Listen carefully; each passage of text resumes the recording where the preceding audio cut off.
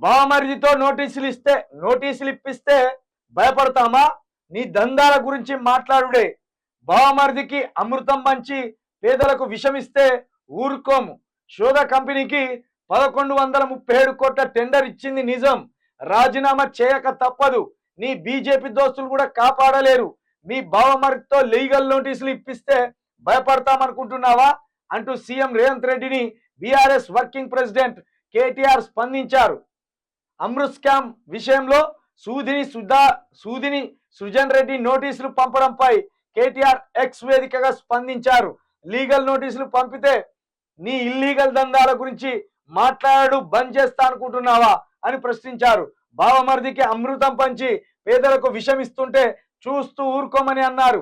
ముఖ్యమంత్రి ఆయన డిపార్ట్మెంట్లోనే ఆయన బావమరిది శోధ కంపెనీకి 1137 కోట్ల టెండరు కట్టబెట్టింది.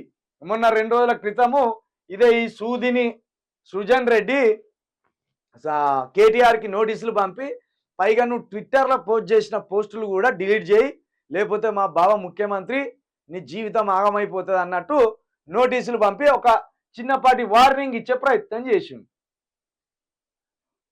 ఆ డిలీట్ కాలే, ఇంకా పోస్టులు అట్నే ఉన్నాయి. సృజన్ రెడ్డి గారు ఆ పోస్టులు అట్నే ఉన్నాయి. నీ భాగోతమే బయటపడ్డది. పావుల మందం పనికిరాని నీ కంపెనీకి 1137 కోట్లు ఎట్లా వచ్చినాయి? 100 కోట్ల ప్రాజెక్టు కూడా ఏనాడు చేయని నీ కంపెనీకి 1137 కోట్లు ఎట్లా వచ్చినాయి? అంటే రేవంత్ రెడ్డికి బావమరిది కావడమే నీ అర్హత. రేవంత్ రెడ్డికి నువ్వు బావమరిది కావడమే ఈ 1137 కోట్ల రూపాయలు నువ్వు దక్కించుకోవడానికి అర్హుడివైనవా? దీని మీద ఒక్క పొంగులేటి శ్రీనివాస్ రెడ్డి తప్పించి కాంగ్రెస్ నుండి ఒక్క లీడర్ కూడా దీన్ని ఖండించలే.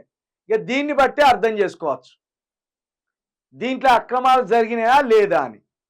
ఓన్లీ పొంగులేటి శ్రీనివాస్ రెడ్డే స్పందించిండు. పొంగులేటి శ్రీనివాస్ రెడ్డి ఇంటి మీద దాడైతే కూడా ఓన్లీ అద్దంకి దయాకర్, సర్కారులో లేని అద్దంకి దయాకర్ ఒక్కడే స్పందించిండు. ఏ కాంగ్రెస్ నికార్సైన కాంగ్రెస్ లీడర్ కూడా ఆ దాడులను ఇది బీజేపీ దాడులని కానీ పొంగులేటి అక్రమాలకు పాల్పడలేదని కానీ ఎక్కడ మాట్లాడలే. ఏం జరుగుతుందో ఆలోచించండి. కాంగ్రెస్లో మొత్తం సీన్ రివర్స్ అయిపోయింది. నాకు తెలిసి ఒక 6 నెలలు లేదా ఏడాది మొత్తం ఒక్కసారి సీన్ రివర్స్ అవుతుంది.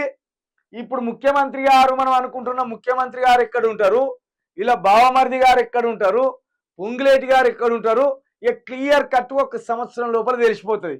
ఇంకా 2 నెలలు అయితే ఏడాది విలా సర్కార్ వచ్చి ఇంకో ఏడాదిలా ముఖ్యమంత్రి గారు, ఇప్పుడు మనం ముఖ్యమంత్రి గారు అనుకుంటున్న ముఖ్యమంత్రి గారు రేవంత్ రెడ్డి గారు ఏమవుతారు, వీళ్ళ పరిస్థితులు ఏమవుతాయి అనేది తెలిసిపోతుంది. కాంగ్రెస్ మొత్తం సైలెంట్ అయిపోయింది. కాంగ్రెస్ లీడర్లంతా సైలెంట్ అయిపోయింది. పాలన నడుస్తలేదు అసలే. సంక్షేమ పథకాలు ఎక్కడికక్కడికి ఆగిపోయినాయి. అభివృద్ధి ఎక్కడికక్కడికి కుంటుపడిపోయింది. మొత్తం దందాలు, స్కాములు, వీటి గురించే రోజు ఏ పేపర్ చూసినా ఇట్లున్నది. కాబట్టి ఇప్పుడు కేటీఆర్ పోస్టులు డిలీట్ చేయి, నాకు సారీ చెప్పని నోటీసులు పంపితే ఇంకో మాట అన్నాడు ఆయన.